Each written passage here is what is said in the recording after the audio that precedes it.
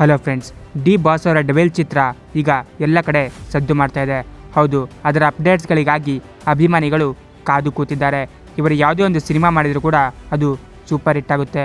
ಇದೇ ಕಾರಣಕ್ಕೆ ಇವರನ್ನು ಬಾಸ್ ಅಂತಲೇ ಕರೀತಾರೆ. ಇವರು ಎಲ್ಲೇ ಕಾಲಿಟ್ಟರು ಕೂಡ ಅಲ್ಲಿ ಕೋಟಿ ಕೋಟಿ ಜನ ಸೇರ್ತಾರೆ. ಇವರನ್ನು ಒಂದ್ಸಲ ನೋಡಿದರೆ ಸಾಕು ಅಂತ ಅಭಿಮಾನಿಗಳು ಕಾದು ಕೂತಿರ್ತಾರೆ. ಆ ರೀತಿಯ ಡೈ ಹಾರ್ಡ್ ಫ್ಯಾನ್ಸ್ಗಳನ್ನು ದರ್ಶನ್ ಅವರು ಹೊಂದಿದ್ದಾರೆ.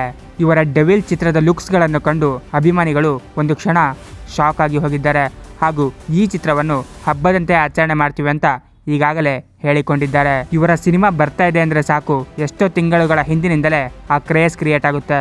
ಹಾಗೂ ಇವರ ಅಭಿಮಾನಿಗಳೇ ಇವರಿಗೆ ಪ್ರಮೋಷನ್ ಮಾಡಿಕೊಡ್ತಾರೆ. ನಿಮ್ಮೆಲ್ಲರಿಗೂ ಗೊತ್ತೇ ಇರ್ಬೋದು, ಕರ್ನಾಟಕದಲ್ಲಿ ಡೆವಿಲ್ ಸಿನಿಮಾ ದಾಖಲೆ ಬರೆಯುತ್ತೆ ಅಂತ. ಆದರೆ ಹೊರ ರಾಜ್ಯದಲ್ಲೂ ಕೂಡ ಈಗ ಡೆವಿಲ್ ಹವಾ ತುಂಬಾ ಜೋರಾಗಿ ಬಿಟ್ಟಿದೆ. ಹೌದು, devil cinema PAN India release ಆಗೋದು ಪಕ್ಕಾ ಅಂತ ಈಗಾಗಲೇ ಹೇಳಲಾಗುತ್ತಿದೆ. ಇದೇ ಕಾರಣಕ್ಕೆ ದೊಡ್ಡ ದೊಡ್ಡ ಟಾಪ್ ಹೀರೋಗಳು ಕೂಡ ಇವರ ಕ್ರೇಜನ್ನು ಕಂಡು ಭಯ ಪಡ್ತಾ ಇದ್ದಾರೆ.